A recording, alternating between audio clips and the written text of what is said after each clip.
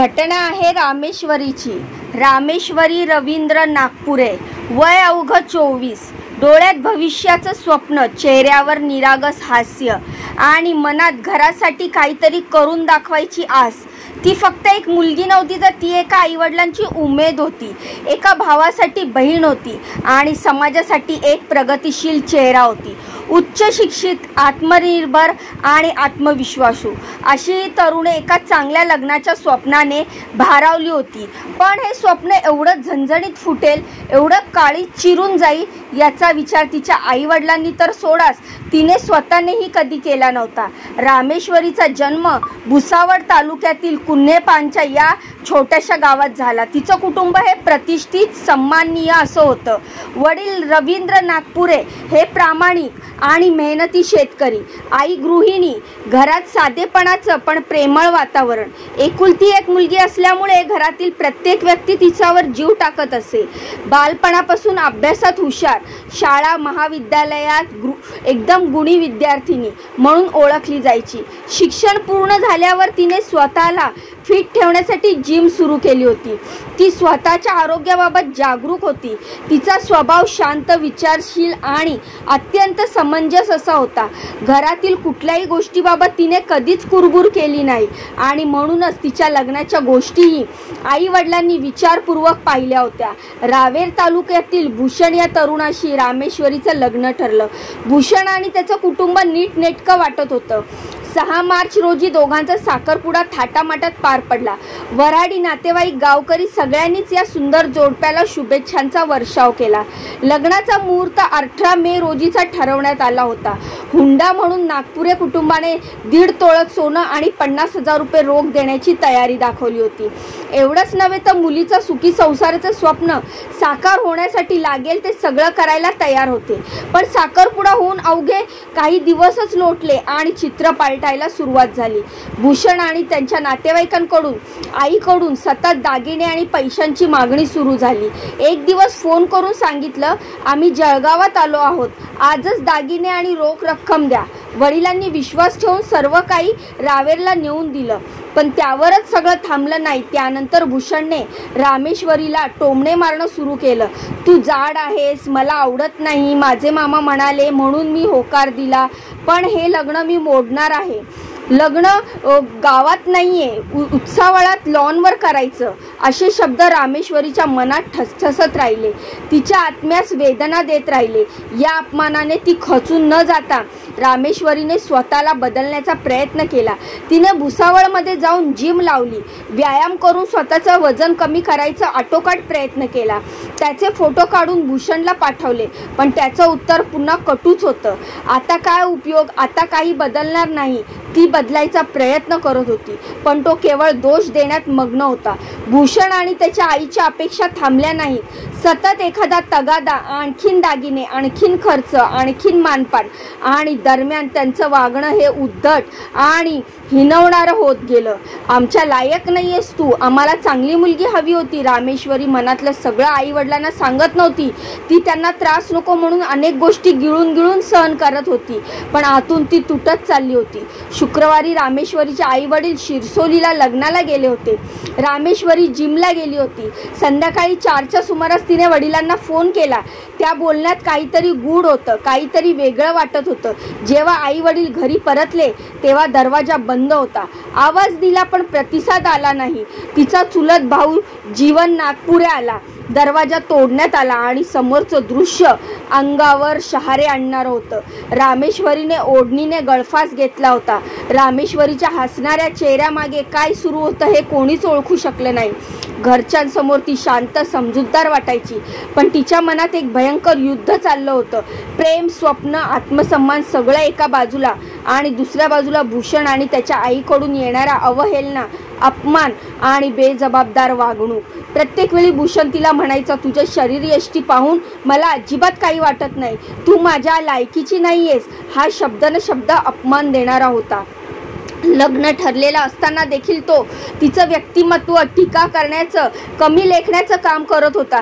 ती जिमला जात होती फक्त शरीरासाठी नाही तर आत्मविश्वासासाठी. तिने स्वतःमध्ये बदल घडवायला सुरुवात केली, पण तिला समजलं नव्हतं की समोरच्याची नजरच तिच्या बाह्य रूपावरून निर्णय घेत होती, तिच्या मनाचं सौंदर्यावर नाही.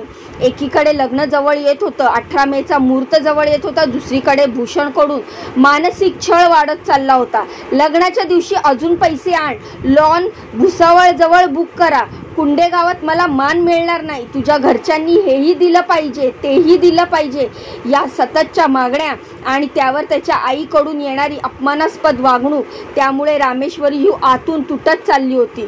रोजच तिचं दिवस संपल्यावर रडून झोपणं हे तिचं नित्याचं झालं होतं. आई वडिलांना काहीही न सांगता ती सगळं मनात गिळून टाकत होती. ती म्हणायची, आई सगळं ठीक आहे, लग्नात थोडासा त्रास असतोच, पण तिचं ठीक आहे हे फक्त एक झाकण होतं.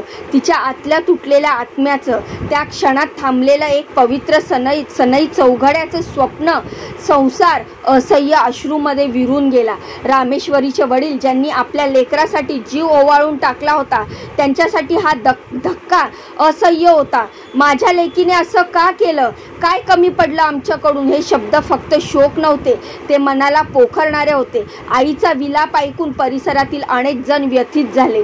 तिला आम्ही आनंदी ठेवायला हवं होतं, आम्ही लक्ष दिलं असतं तर तिला वाचवता आलं असतं का. नातेवाईकांनी ठाम भूमिका घेतली, जोपर्यंत आरोपीवर गुन्हा दाखल होत नाही तोपर्यंत मृतदेह घेतला जाणार नाही. शवविच्छेदन थांबवण्यात आलं. संपूर्ण परिसरात प्रचंड संताप पसरला. अधिकारी आले, आश्वासन दिलं, गुन्हा नोंदवला जाईल, चौकशी होईल, अन्याय होणार नाही. पोलिसांनी अखेर भुसवड पोलीस ठाण्यामध्ये गुन्हा दाखल केला.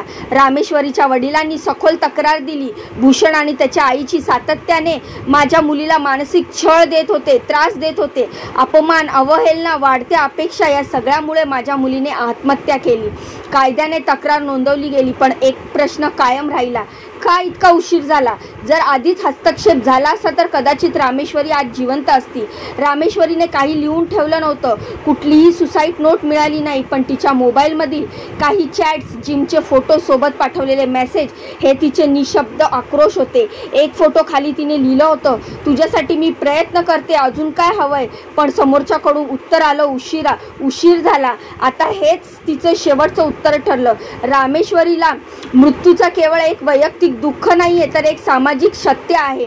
आजही भारतात हुंडा, शरीर शेपिंग आणि मानसिक छळ यामुळे कित्येक तरुणींचे आयुष्य उद्ध्वस्त होत आहे. तू जाड आहेस, आम्हाला पैसे जास्त हवे, तू लायकीचीच नाहीये, हे शब्द काही लोकांसाठी सहज असतील, पण एखाद्या आत्म्याला खायला उठणारे, अंगाला टोचणारे शब्द आहेत. रामेश्वरी गेली, पण तिचं जगणं एक संदेश देऊन गेलं.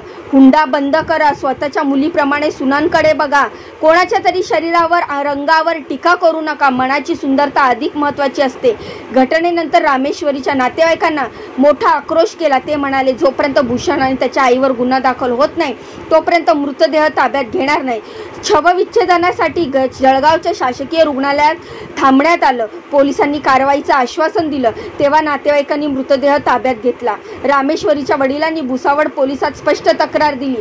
होणाऱ्या नवऱ्याने आणि तिच्या आईने तिचा मानसिक छळ केला, तिला त्रास दिला, अपमान, हिणवणं, अवास्तव अपेक्षा आणि तिची आत्महत्या या घटनेतून झाली. तर या घटनेतून अनेक प्रश्न निर्माण होत आहेत. एक उच्च शिक्षित मुलगी जी स्वतःला बदलण्याचा प्रयत्न करत होती, तिने आत्महत्या का केली. कुणाच्या शब्दाने तिने तिचं आयुष्य संपवलं.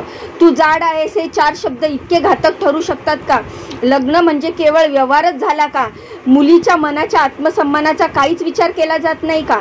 आज रामेश्वरी बोलू शकली नाही किंवा बोलू शकत नाही, पण तिची घटना सांगणं, तिचा आवाज बनणं हा आपल्या समाजाचा एक प्रत्येकाचा धर्म आहे.